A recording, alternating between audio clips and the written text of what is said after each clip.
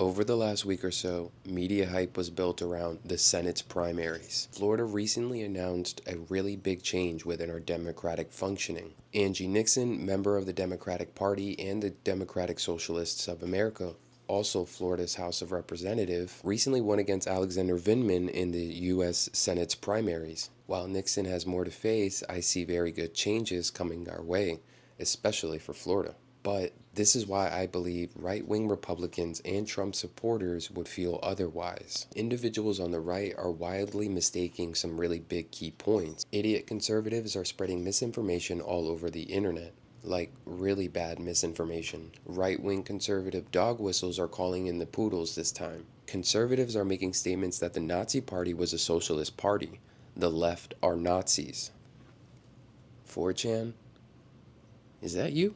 People that follow right-wing political media are mixing up the ingredients. They're putting a lot of bullshit into the mix. When it calls for 2 cups of get your shit together, I swear reading or arguing with someone on the right is like trying to convince your elderly relative to not do anything while you're gone. MAGA idiots and far-right supporters are a waste of breath. However, telling them they're wrong is another story. My theory of why right-wing conservatives hate change starts like this. First, since this is a deep dive, let's start by talking about the misinformation. Right-wing conservatives aren't entirely wrong. They aren't entirely right either, no pun intended. The Nazi Party explicitly sought out violence against ethnic groups. In an argument I had with this far-right shithead, ganged up by another far-right shithead, argued that Wikipedia was not a great source of political information. So they send me a article or blog by Daily Mises, or Mises Daily, I'm not sure what it is, titled Why Nazism Was Socialism and Socialism is Totalitarian,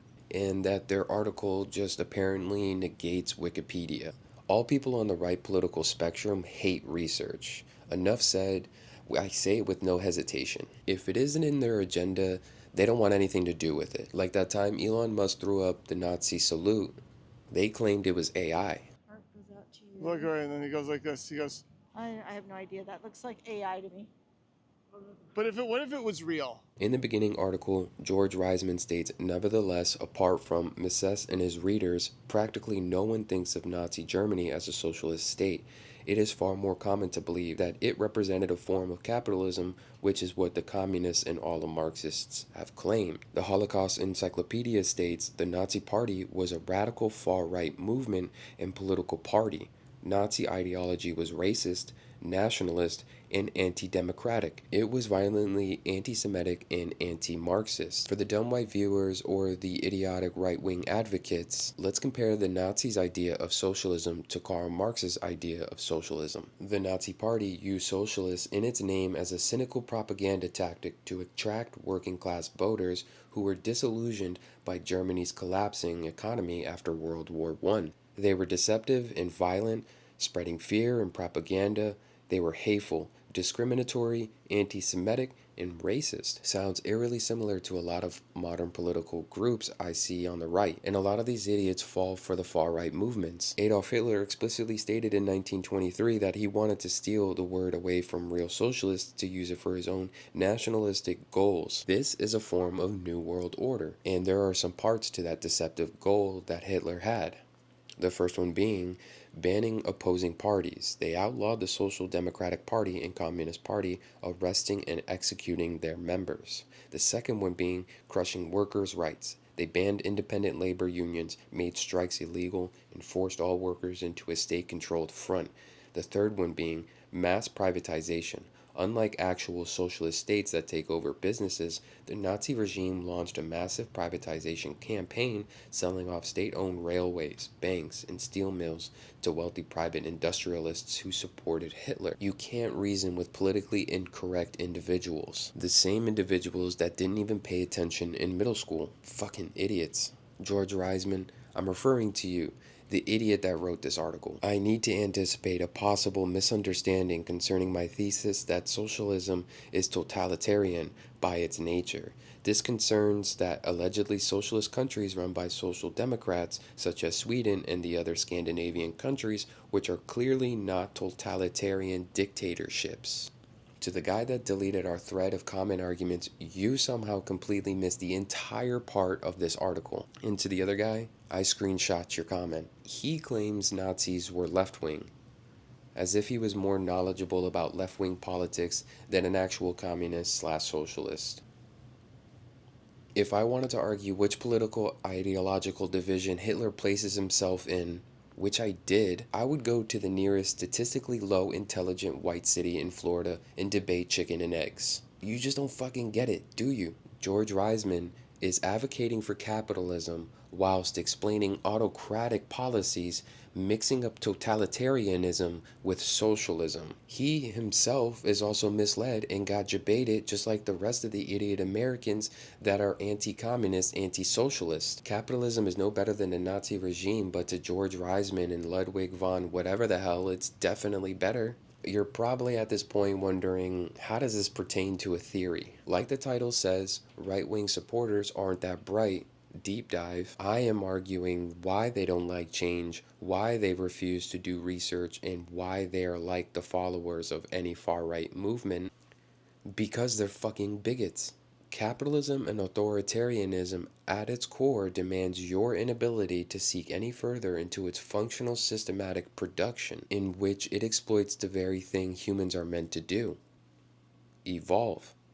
Do you truly believe Elon Musk, Jeff Bezos, Mark Zuckerberg, or any wealthy individual wants what's best for you and I?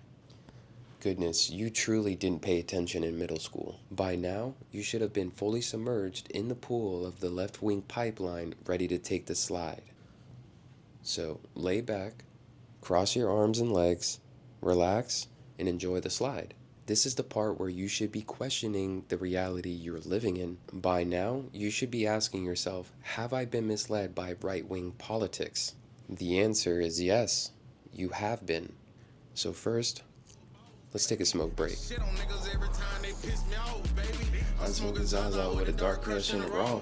Now, the reason why we took that little break is because this part of the video is going to be a little bit longer, and it'll help you understand left-wing ideology a little bit more. Karl Marx's idea was to eliminate capitalist corruption. Marx understood the struggle behind people in a capitalist system. What was understood was that capitalism would present internal contradictions that would later lead to self-destructive outcomes. And if I was an unsuspecting follower of capitalism or far-right political virtues, I would probably hate change as well. Marx's theory of socialist economic systems were meant that a government could be formed, people could create ownership, and production or goods would be managed by said government. That's not what life is like at this current state. Democratic judgment and voter power would stand in control, in which society advances in modernized self-producing economy that provides resourceful attributes. Healthcare is almost impossible to obtain, and more people become homeless yearly.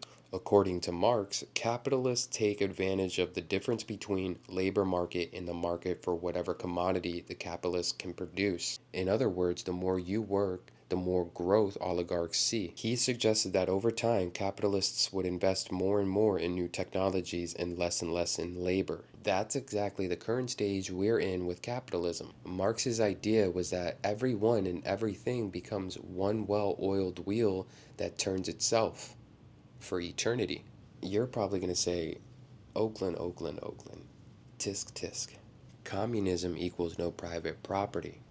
One-party state is a dictatorship. Dictatorship is authoritarianism. Authoritarianism is autocratic, and Hitler followed an autocratic rule. Communism and socialism is built to diminish internal power and corruption, which most political figures tend to incorporate in their economic systems. That's why nobody could formally prove whether communism or socialism would actually work, because every figure in power tends to lean towards authoritarianism. Karl Marx suggests the state becomes a classless society, no one bigger, no one smaller. The free development of each is the condition for free development for all. Why wouldn't you want something like that? Have you ever played a video game where the barter system helped you accumulate more resources by some point in the progression of the video game? Trading items and made-up currencies that meant more value to the person you were trading with? If you ever played Fallout 4, that's exactly what socialism is. Well, at least it's a clear example of what socialism is. In that game, you heavily rely on caps from Nuka-Cola bottles to buy guns, ammo, food, and medicine,